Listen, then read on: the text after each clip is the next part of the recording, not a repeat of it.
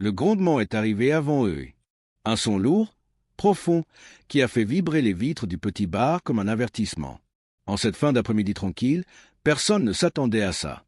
Les conversations se sont tues une à une, les regards se sont levés, et pendant une seconde, le temps a semblé ralentir. Derrière le comptoir, Élise essuyait mécaniquement des verres déjà propres. Ses pieds la faisaient souffrir, son dos aussi, mais elle n'y pensait plus. Elle écoutait. Ce bruit n'était pas ordinaire. C'était le genre de bruit qui réveille des peurs anciennes, celles qu'on ne dit pas mais qu'on ressent tout de suite. Quand les motos se sont arrêtées devant le bar, un silence lourd est tombé. On aurait pu entendre une pièce tomber au sol.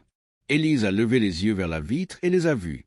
5 hommes, de grandes silhouettes en cuir sombre, immobiles un instant, comme s'ils jaugeaient l'endroit. Les clients se sont crispés. Un homme plus âgé a serré sa tasse de café entre ses mains. Une femme a baissé la tête, soudain très concentrée sur son téléphone. Personne ne disait rien, mais tout le monde pensait la même chose. Élise a senti son cœur accélérer. Elle aurait pu faire semblant d'être occupée, rester derrière le comptoir, laisser quelqu'un d'autre s'en charger. Mais elle s'est redressée. Elle pensait à sa mère, à ce qu'elle lui répétait quand elle était petite. On ne répond pas à la peur par la peur. Alors elle a pris une inspiration et s'est dirigée vers l'entrée au moment où la porte s'ouvrait. L'air a changé quand ils sont entrés. L'odeur du cuir, de la route, du métal chaud. Le premier homme était immense, la barbe grisonnante, le visage marqué par les années. Son regard était dur, mais pas agressif, juste fatigué. Derrière lui, les autres sont entrés en silence. Et puis Élise l'a vu. La raison pour laquelle son sourire s'est figé une fraction de seconde. Un petit fauteuil roulant. Et dedans, une fillette. Elle ne devait pas avoir plus de 8 ans. Son corps semblait rigide, maintenu par des sangles discrètes, sa tête légèrement penchée sur le côté. Mais ses yeux étaient grands ouverts, attentifs, curieux. Ils regardaient tout. Élise a senti quelque chose se serrer dans sa poitrine. Elle connaissait ce regard. Elle l'avait déjà vu ailleurs, autrefois, chez un enfant de sa famille. Un regard intelligent, enfermé dans un corps qui ne coopère pas. Le grand homme a poussé doucement le fauteuil, avec une attention presque solennelle. Les autres se sont instinctivement placés autour, comme un mur silencieux. Ce n'étaient plus des hommes intimidants. C'étaient des gardiens. « Bonsoir » a dit Élise, la voix plus douce qu'elle ne l'aurait cru. « Entrez, je vais vous installer. » Le regard de l'homme s'est posé sur elle. Il a hoché la tête, lentement. Pas un mot de plus. Élise les a conduits vers une table plus large, près du mur, là où il y avait de la place. Elle a déplacé une chaise sans qu'on lui demande, a ajusté l'espace pour le fauteuil. Personne ne l'a remercié, mais personne ne l'en a empêché non plus. C'était comme si chacun comprenait que les mots n'étaient pas nécessaires. Quand Élise s'est approchée du fauteuil, elle s'est penchée légèrement pour être à hauteur de la fillette. Elle n'a pas touché, elle n'a pas forcé le contact. Elle a simplement souri. « Bonjour, ma belle. » Les yeux de l'enfant ont cligné doucement. Un son presque imperceptible est sorti de sa gorge. Le grand homme a alors parlé, d'une voix grave, usée par la route. Elle s'appelle Clara. Elle comprend tout. Elle ne parle pas.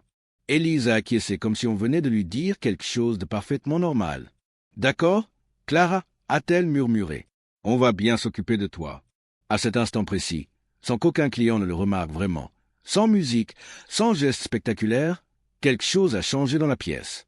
La peur n'avait pas disparu, mais elle avait laissé place à autre chose. Une attente, comme si tout le monde sentait que cette soirée n'allait pas se dérouler comme les autres. Et Élise, sans encore le savoir, venait de se tenir exactement à l'endroit où une vie peut basculer.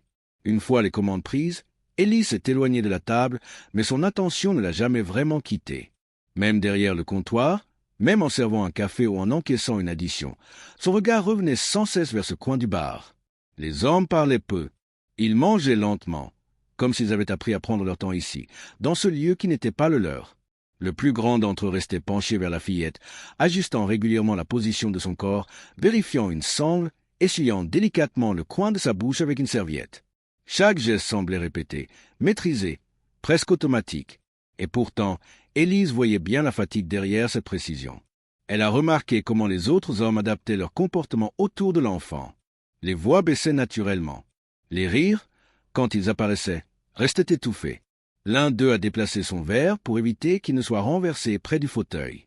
Un autre a coupé son steak en morceaux plus petits, sans qu'on sache très bien pour qui, comme si tout ce qui se passait à cette table était désormais pensé en fonction de la fillette.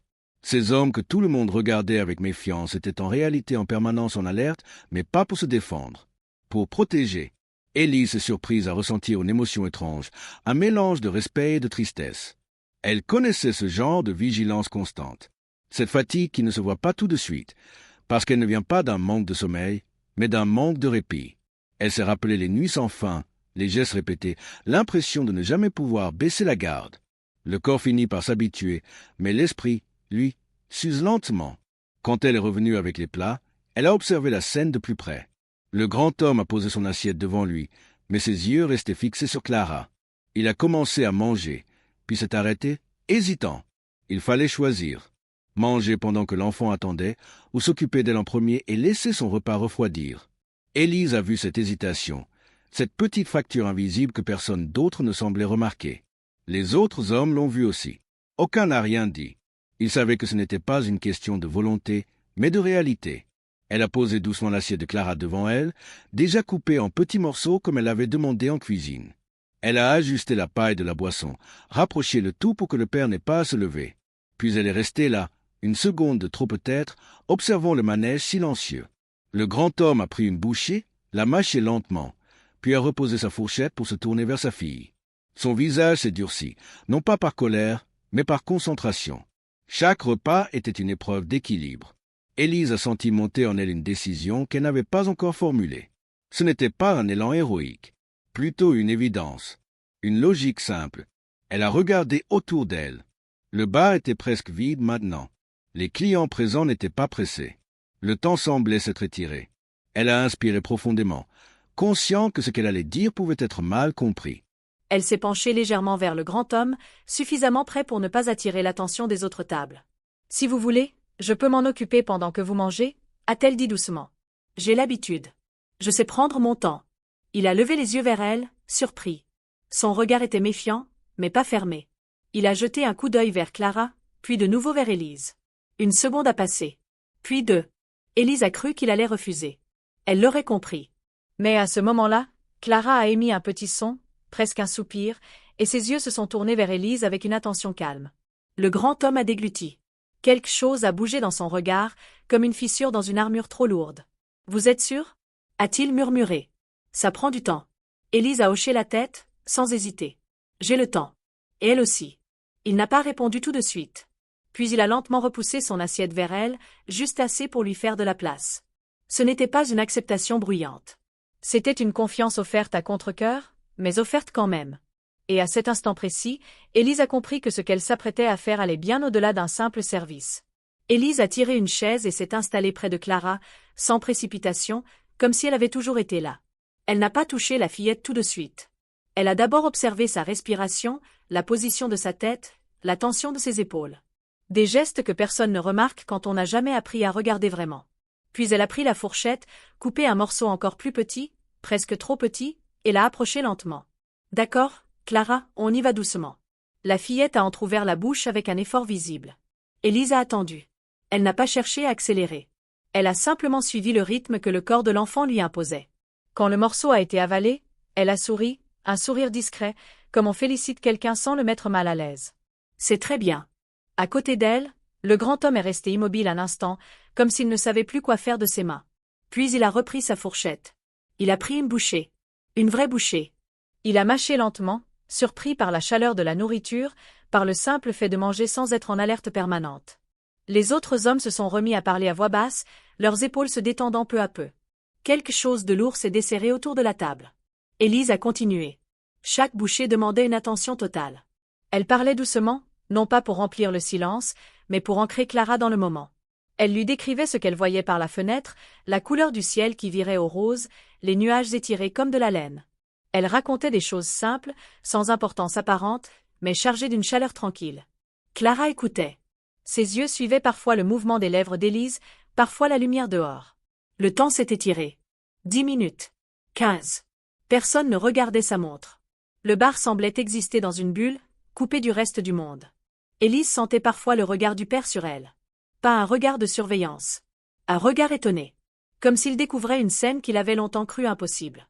Quelqu'un d'autre, sans obligation, sans impatience, prenait soin de sa fille comme d'une personne à part entière. « Tu sais, a murmuré Élise entre deux bouchées, t'as le regard le plus attentif de tout le bar. Clara a émis un petit son, presque un rire étouffé. Le père a détourné les yeux brusquement, comme si quelque chose venait de le toucher trop profondément. Il a avalé difficilement, puis a reposé sa fourchette.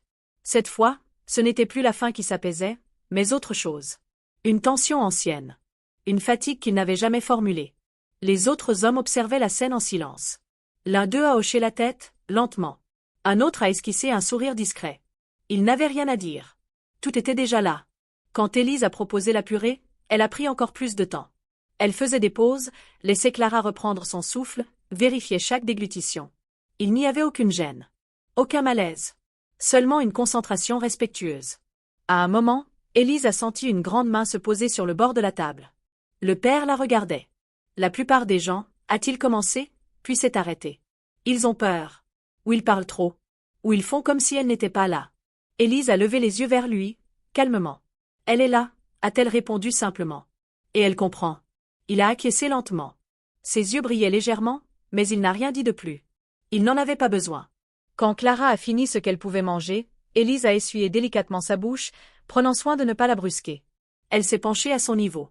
Tu as été incroyable, tu sais.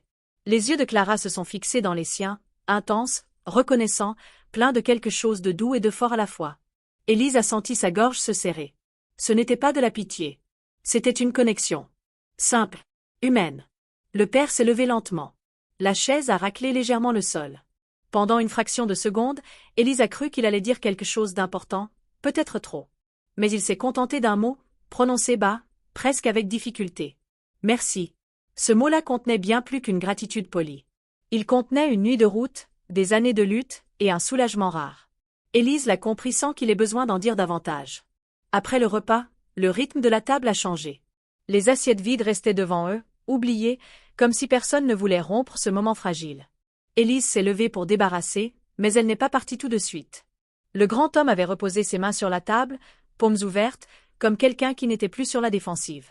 Son regard allait de sa fille à Élise, puis revenait à sa fille, avec une attention presque douloureuse. Vous savez, a-t-il fini par dire, la voix basse, il y a des gens qui regardent le fauteuil avant de regarder l'enfant. D'autres qui détournent les yeux. Très peu qui prennent le temps de comprendre. Il parlait lentement, comme s'il choisissait chaque mot. Élise l'écoutait sans l'interrompre. Elle connaissait ce discours. Elle l'avait entendu, parfois formulé, souvent gardé à l'intérieur. Il n'y avait ni colère ni plainte dans sa voix. Seulement une vérité fatiguée. On s'habitue, a-t-il poursuivi. Ou plutôt, on fait semblant. Mais il y a des jours où ça pèse plus que d'autres. Élise a posé les assiettes sur le plateau et s'est assise de nouveau. Elle n'était plus seulement une serveuse à cet instant. Elle était une présence. Une oreille. J'ai grandi avec ça autour de moi, a-t-elle répondu doucement. On apprend vite que le silence des autres peut faire plus mal que les mots maladroits. Il a hoché la tête. Les autres hommes écoutaient, immobiles. Aucun n'essayait de plaisanter, aucun ne cherchait à alléger la conversation. Ils respectaient ce moment comme on respecte quelque chose de sacré. La mère de Clara est partie quand elle a compris ce que ça impliquait, a-t-il dit après un court silence. Elle n'était pas mauvaise. Elle était juste, pas prête. Il a expiré lentement, comme s'il déposait un poids. Et puis, c'est nous. La route, les arrêts, les adaptations. Et elle. Il a regardé sa fille, puis Élise. Et puis ce soir, vous arrivez, vous ne posez pas de questions inutiles. Vous ne la regardez pas comme un problème à résoudre. Vous la regardez comme une personne. Ces mots ont touché Élise plus fort qu'elle ne l'aurait cru. Elle a senti ses yeux picoter, mais elle a gardé son calme. Elle savait que ce moment n'était pas à propos d'elle. C'est normal, a-t-elle murmuré. Elle mérite ça. Comme tout le monde. Le grand homme a esquissé un sourire bref, presque invisible. Puis il a sorti son portefeuille. Élise a levé la main immédiatement. Non, il s'est figé. Je ne veux rien pour ça, a-t-elle ajouté, fermement mais sans dureté. Certaines choses ne se font pas pour l'argent. On les fait parce qu'elles sont justes. Les autres hommes ont échangé un regard. Le silence est redevenu dense, mais différent, chargé de respect. Le grand homme a rangé son portefeuille lentement. Il a sorti une carte, usée sur les bords, et l'a posée devant Élise. Ce n'est pas un paiement, a-t-il dit. C'est une promesse. Elle a regardé la carte sans la toucher. Si un jour vous avez besoin de quelque chose, quoi que ce soit, vous appelez. Pas pour des histoires, pas pour des dettes. Parce que ce soir, vous avez fait plus que nourrir ma fille. Vous lui avez donné de la dignité. Élise a senti sa poitrine se serrer. Elle a pris la carte et l'a glissée dans sa poche, sans cérémonie. « Merci », a-t-elle dit simplement. Le grand homme s'est levé, a ajusté le fauteuil de Clara avec soin. Avant de partir, il s'est arrêté, s'est tourné vers Élise une dernière fois. « Dans notre monde, a-t-il dit, la famille, ça se choisit. Et quand c'est fait, on ne l'oublie pas. » La porte s'est refermée derrière eux. Le bar a semblé plus calme, presque vide. Élise est restée immobile un instant, la carte toujours chaude dans sa poche. Elle ne savait pas encore ce que cette promesse allait changer. Mais elle sentait déjà que quelque chose venait de s'ancrer profondément, et que certaines rencontres, même brèves, laissent une trace qui ne s'efface jamais. Les jours ont repris leur cours, comme ils le font toujours, avec leur rythme inégal et leur petite fatigue ordinaire. Élise a continué à ouvrir le bar le matin, à servir des cafés brûlants, à essuyer les tables en fin de journée. Pourtant, quelque chose avait changé. Sans bruit, sans annonce.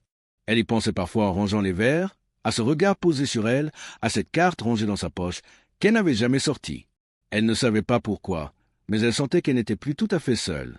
3 semaines plus tard, le grondement est revenu. Le même son, profond, reconnaissable entre mille. Cette fois, personne n'a sursauté. Élise a levé les yeux et a souri avant même de les voir entrer. Les motos se sont arrêtées devant le bar, et quand la porte s'est ouverte, elle a aperçu Clara, installée dans son fauteuil, ses yeux cherchant déjà la salle. Le grand homme est entré derrière elle, plus détendu, moins fermé. Les autres ont suivi, comme un rituel désormais connu. « Bonsoir, Élise », a-t-il dit simplement. Il n'y avait plus de distance dans sa voix. Ils se sont installés à la même table. Les gestes étaient familiers. Élise n'a pas eu besoin de demander quoi que ce soit.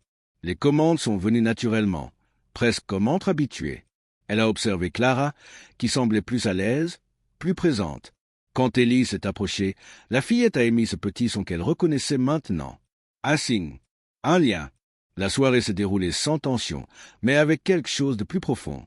Des regards, des silences partagés. À la fin du service, alors que le bar se vidait, le grand homme s'est levé et s'est approché du comptoir. « Votre voiture ?» a-t-il dit. « Elle est toujours en panne ?» Élise a cligné des yeux, surprise. « Comment vous ?» Il a haussé les épaules. Les petites villes parlent beaucoup. Elle a souri, un peu gênée. « Oui, j'économise. Ça prendra du temps. » Il n'a rien répondu. Il est reparti à sa table.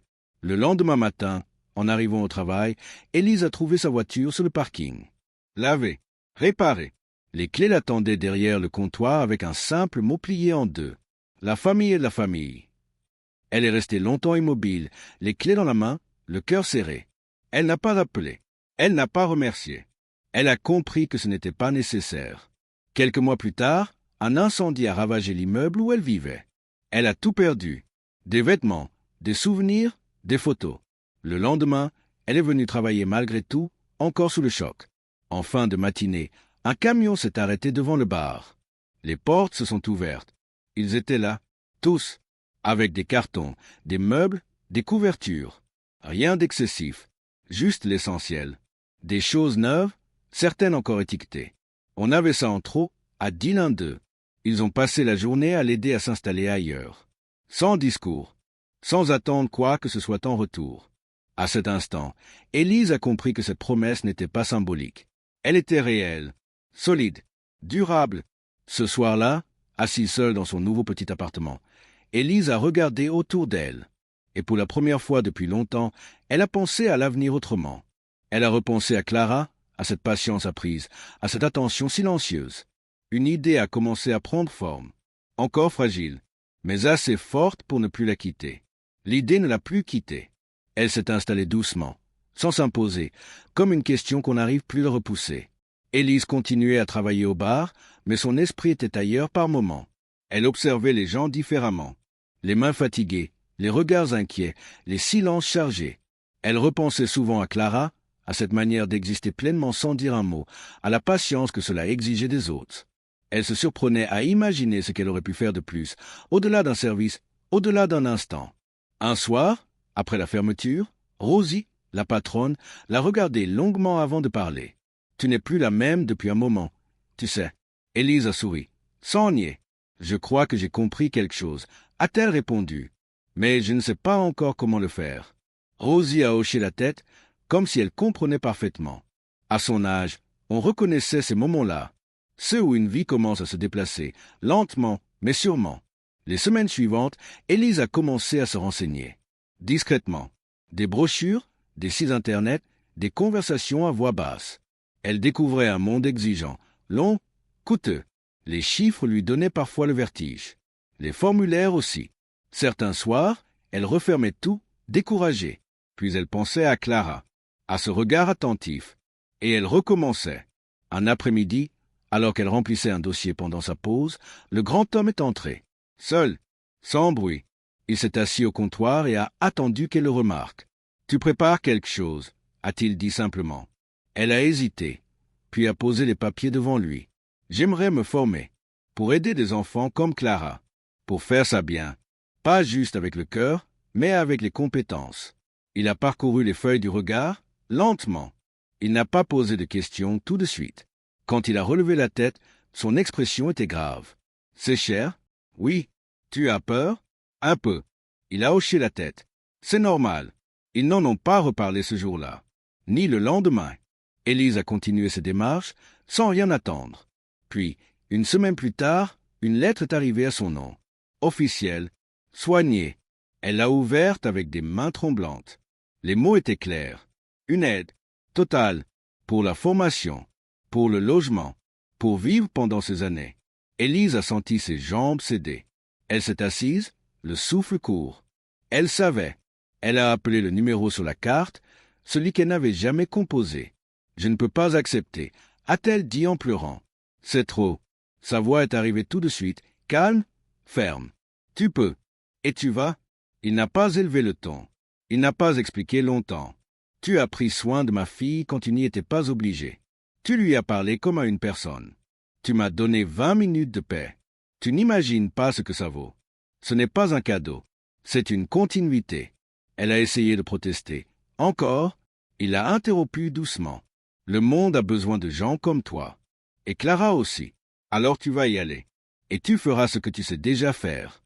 Voir les gens. » Élise a compris qu'il n'y aurait pas de débat. Elle a pleuré longtemps après l'appel. Pas de tristesse. De reconnaissance. De responsabilité aussi. Elle savait que ce chemin serait difficile. Mais elle savait désormais qu'elle ne le ferait pas seule. Quand elle a commencé sa formation, les journées ont été longues, éprouvantes. Mais chaque fois qu'elle doutait, elle repensait à ce premier soir, à une table dans un bar ordinaire et à un geste simple qui avait ouvert une route entière. Les années ont passé sans faire de bruit, portées par le travail, les efforts et cette fatigue saine qu'on ressent quand on avance dans la bonne direction. Élise n'a jamais oublié d'où elle venait. Les débuts ont été difficiles, les nuits courtes, les doux fréquents. Mais elle a tenu, un pas après l'autre. Le jour où elle a obtenu son diplôme, elle est restée longtemps assise, le document posé devant elle, comme si elle n'osait pas encore y croire. Ce n'était pas une victoire éclatante. C'était une confirmation. Elle était exactement là où elle devait être. La cérémonie s'est déroulée dans une grande salle claire, remplie de familles, de sourires nerveux, de larmes discrètes. Quand Élise est montée sur scène, elle a cherché un regard précis dans la foule. Elle l'a trouvé tout de suite. Au premier rang, il y avait ce grand homme au visage marqué, debout parmi des gens en costume. À côté de lui, Clara, plus grande maintenant, installée confortablement, les yeux brillants. Autour d'eux, les autres, fidèles, silencieux, présents comme il avait toujours été. Les applaudissements ont résonné, mais Élise n'entendait presque rien. Elle ne voyait que ce petit groupe. Quand elle est descendue de scène, elle s'est dirigée vers eux sans réfléchir. Le grand homme l'a prise dans ses bras, brièvement, avec cette tenue qu'il avait toujours eue. « Tu l'as fait ?» a-t-il dit. « Je n'ai jamais douté. » Il lui a tendu un petit paquet. À l'intérieur, un pendentif simple, en métal, gravé de quelques mots à peine visibles. Elle n'a pas eu besoin de les lire à voix haute pour en comprendre le sens. Elle a souri, puis s'est agenouillée devant Clara. On y est arrivé, toutes les deux. Clara a émis ce son qu'Élise connaissait si bien. Ce n'était pas un mot. C'était mieux, c'était une présence. Une certitude. Élise a commencé à travailler dans un service spécialisé, puis a créé un espace d'écoute pour les familles épuisées, celles qu'on regarde trop vite, celles qu'on oublie. Le projet a grandi doucement, sans slogan, sans bruit. Chaque année, un rassemblement discret permettait de financer ce lieu. Des motos arrivaient de loin, conduites par des hommes que beaucoup jugeaient sans les connaître. Ils venaient pour soutenir, pour être là, pour rappeler que la force peut aussi être calme. Un après-midi, alors qu'Élise quittait le centre, elle a croisé une jeune serveuse devant un café de quartier. Fatiguée, inquiète, exactement comme l'autre fois. Elles ont échangé un regard. Élise a souri. Elle n'a rien dit. Elle savait désormais que tout commence souvent comme ça. Par une attention, par une présence. Plus tard, en repensant à ce premier soir, Élise a compris une chose essentielle. Ce n'était pas le bruit des motos qui avait changé sa vie. C'était le silence qu'elle avait su écouter. Le moment précis où elle avait vu un enfant avant de voir un fauteuil. Un père avant de voir un cuir. Un être humain avant toute étiquette. La bonté n'est jamais perdue. Elle circule. Elle s'accroche. Elle revient parfois quand on s'y attend le moins. Et il suffit parfois de 20 minutes, d'un repas partagé, d'un regard juste, pour ouvrir un chemin entier. Si cette histoire vous a touché, prenez un instant pour aimer cette vidéo, la partager autour de vous et vous abonner à la chaîne. Ces gestes simples permettent à d'autres histoires humaines de continuer à exister. Merci d'avoir écouté et de faire partie de cette chaîne invisible qui relie les gens entre eux.